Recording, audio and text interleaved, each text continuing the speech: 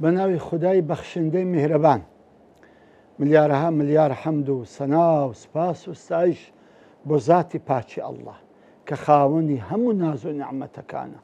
درود و سەڵات و سەلام برژێ بەسەر جانی پاچی پێشەوامان، نوری چاو و تازی سەرمان محەممەد المستەفا صلی الله عليه وسلم، و لەسەر یار و یاوەرانی و لەسەر شوێن کەوتوانی تا ڕۆژی دوایی.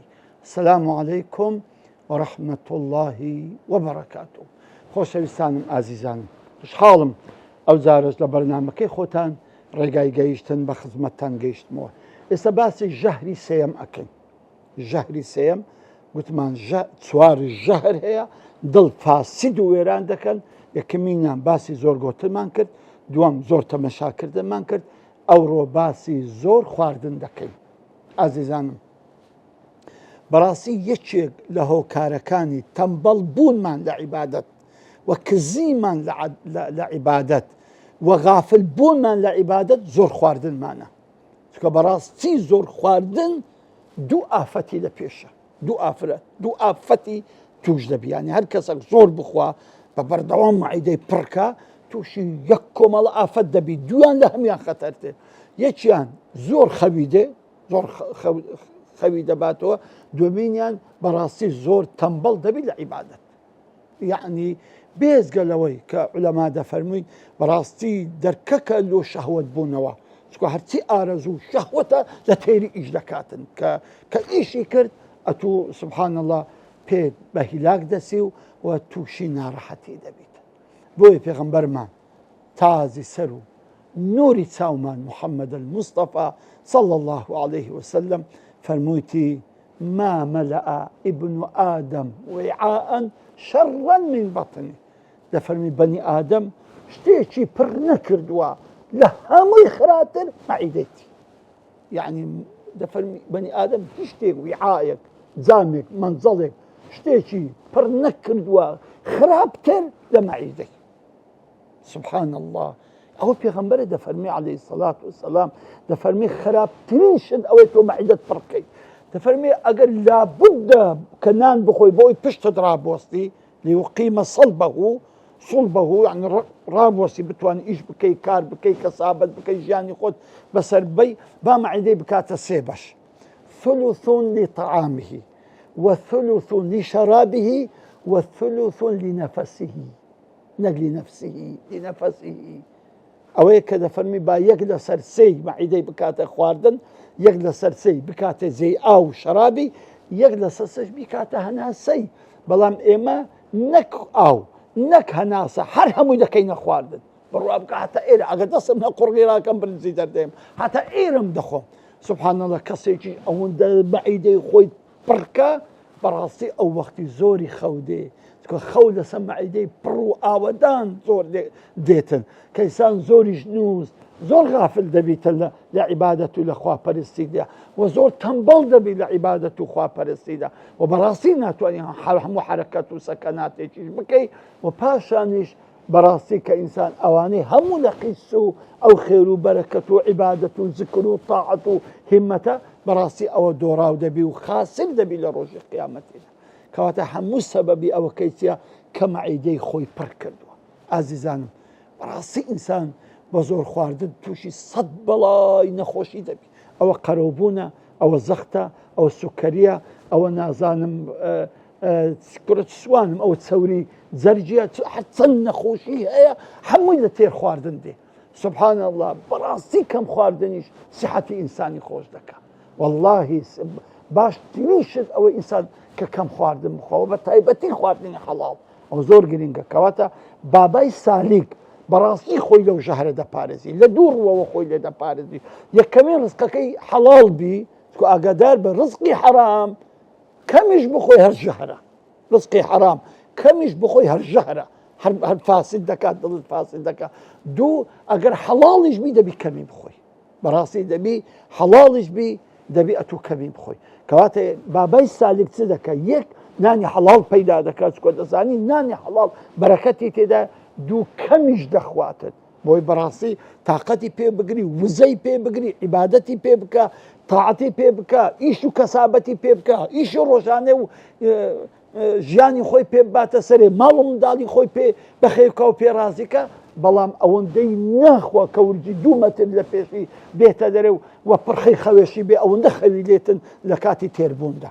کەواتە بۆیە یەک لە سەلەفی صالح دەفەرمی هەندێک گەنج لە بەنی ئیسرائیل عیبادەتی خۆیان دەکرد لە ئەشکەوتێک، کە وەختی جەمدا داهات یەکیان هەردەستاوە دەگوت بەندەکانی خوای گەورە ئاگاتان لە خۆبی زۆر مەخۆن، زۆریش ئاو مەخۆنەوە، چونکە زۆر خواردن و ئاو وەتان لێ دەکات زۆر خەوتان دێ، کە زۆریش خەو بوو نووسن بەڕاستی عیبادەتێکی زۆرتان لەدەست دەچی، کە عیبادەتێکی زۆریشتان دەقیس و ئێوە خەسارەتمەند دەبن. ئازیزانم بەڕاستی ئێمە پێویستە زۆر وریابین لەو لوقمەنانانی کە دەیخۆن. زارێکی خزمەتکارێکی ئیمامی ئەوبەکر خواردنێکی لە بۆ هێنا، کە خواردنەکەی لە پێشدانا ئەویش بە ڕۆژێ بوو، یەکسەر یەکەم پار و ڕۆژەکەی شکان، دەستی بردۆ پاری دووەم بەبیری هاتەوە، گوتی ئەرێ کاکە ئەو خواردن لە چێینە کوڕی خۆم؟ گوتی وەڵڵا ئەوە کابرایەکەی عەرافە، یعنی بڵێن باسی ئەوەی دەکا کە ئەوها دەبی و ئەوها دەبی لە مستەقبەل، ئەوها دەبی ئەو ئەستێرە ئەوها دەبی دەرێتن، ئەوەی کە ئێستا فارگرەوە مارگرەوەیان پێ دەڵێن دارە ئەو وەختی هەبووە. گوتی کە وەڵا ئەو هینای ئەبیش دەبۆتم هینا زان تەڕە خواردنی ئەوانە حرامە، یەکسەر سوبحان الله دەستی لە قورجی خۆی ڕاگرە هەتا خۆی ڕشاندەوە. لەبەر چی؟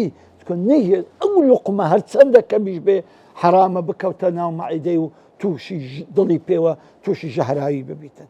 ئازیزانم سبحان الله ئیمامی جوەینی کە یەکێکە لە عالیمە هەرە بەرزەکانی عالەمی ئیسلامی کە بە ئیمام الحەرەمەین داسراوە، ئەو ئیمامە ئەو پێشەوا گەورە طبعاً بابیوی عفوان ئەو ئیمام الحەرەمەین نا بابیوی، بابی ئیمام الحەرەمەین ئەویش هەر عالیمێکی گەورەیە. کاتێککە ئەو ئیمامی جوەینە دەبیتن، ئەو ناوی عەبدولمەلیکە کە ئەوە دەبیتن ڕەحمەتی خوا لێبی، دەڵێتە داچی بەدڵێتە داچی ئیمامی جوێنی دەفەرمی قبوڵم نییە یەک ئافرەت شیری بداتێ، ئەگەدار بە لە غەیری شیری خۆت نەیدێت، چکە من نازانم ئەو ئافرەتە پیاوەکە ئەو ڕزقەی کە لۆ دەیتەوە حەڵاڵیان حرامە، لۆیە کاتێک کە شیری دەداتێ دەسرسێم ئەو ڕزقەی و ئافرەتە خواردبی حرام بی شیرەکەشی حرامە کە کاتێک لە ناو دەوی منداڵەکەم دەنێت. بزانێت چەند بە دیقەت بوونە ئازیزانم. المهم طبعا ئەو ئیمامەش فەقێوشتی دەبی لە خەریکی مزگەفت و فتوا و تەلەبەی دەبی، ڕۆژێک دێتەوە دەبینی خێزانەکەی لە خۆسوە نەخۆشە و ئەو منداڵەکەشی وا لە کۆشی ئافرەتێکی شیری دەداتێ. طبعا هەموو ڕەنجی تێکچوو خۆی تێک نەدا، گوتی ئافرەتەکەی عەفوەن هیچ کە شیری مەدێ، دەیگەڕێ ئەدی داچی گوتی وەڵاوە داچی لە خۆسوە، ئەمیش منداڵەکە دەگریا، گوتم با کڕی کە بۆ شیرم لە دەوینە، تی چەندت دایتی؟ گوتی وەڵا ئەوە 5-6 دقەیە شیری دەدەمێ. سبحان الله ئافرەتەکەی بەڕێ کرد، گوتی باشە من بڕۆەت و خێزانەکەی خۆی بەخەبەر هینا و منداڵەکەشی لاقی گرت و سەراو بنی کرد، ئەو هایلێ کرد حتا هەموو شیرەکە لە کەپوو دەوی هاتە دەرێ.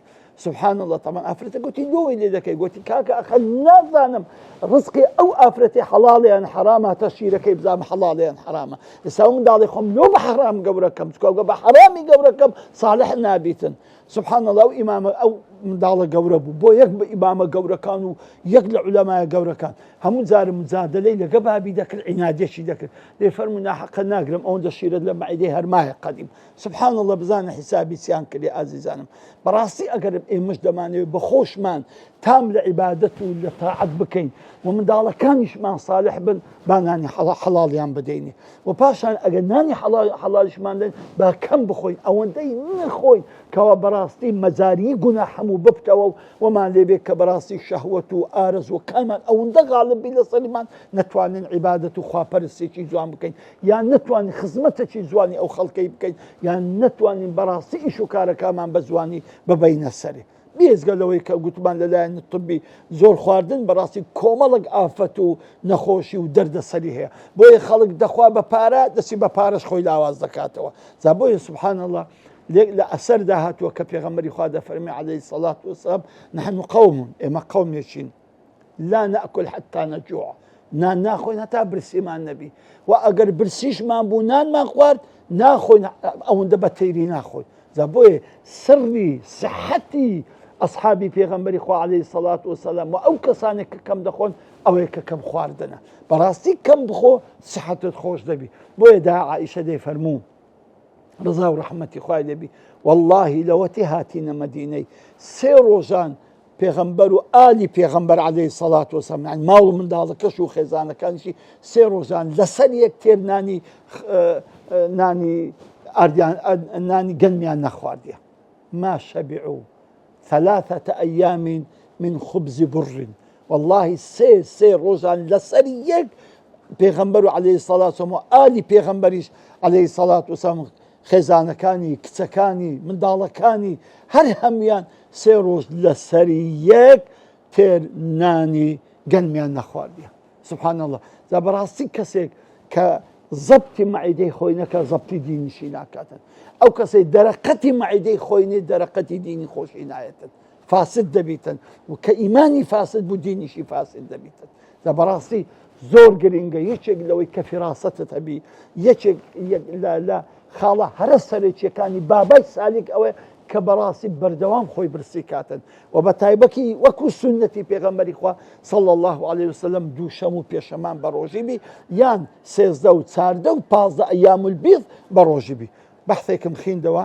لە فەرمی ئەوانەی کە ئەو سێ ڕۆژەی بەردەوام لە مانجێ 13 و 14 و 15 بە ڕۆژی دەبن و دوو شەم و پێشەوان بە ڕۆژی دەبن سبحان الله دەفەرمی ئەوانە تووشی سوکەری نابن لەبەرچی چکە بەڕاستی لێ ناگەڕێ هیچ کاتێک نسبەی خوێیان نسبەی شەکریان لە ناو خینیان زیاد بی هەتا تووشی سوکەری ببیتن سبحان الله کاتێک کات و دووشەم و پێشەمان بە ڕۆژی دەبی یان 13 و 14 و 15 لە ئەیام البیض بە ڕۆژی دەبی تەمان ئەوە ئەسرار زۆر غەریبی تێدا یعنی عەجائب نییە کە پێغەمبەری خوا عەلەیهی سەڵات وسەلام لۆ لە ناوەندی مانجێ 13 و 14 و 15 هەر بژاردێک کە بە ڕۆژی بێت یارە ئەوەش علاقەیەکی بە مانگ و بە مەد و جەزر و بە جسم و بە خوێن و بە هەموو حرەکەی ئەو کەونەدا هەیە جا بۆیە کاتێک کە ئەوە دەکەی بەڕاستی خۆشترین سەحەتت دەبی باشترین سەحەتت دەبی و بابای سالیکیش بەڕاستی کە کاتێک کە برسی دەبی ئەو کا زیاتر عیبادەت دەکا ئەو کا زیاتر لە خوا نزیک دەبتەوە ئەو کە زیاتر خزمەتی ئەو ئیسلامە و ئەو سەحوە و ئەو داوە دەکا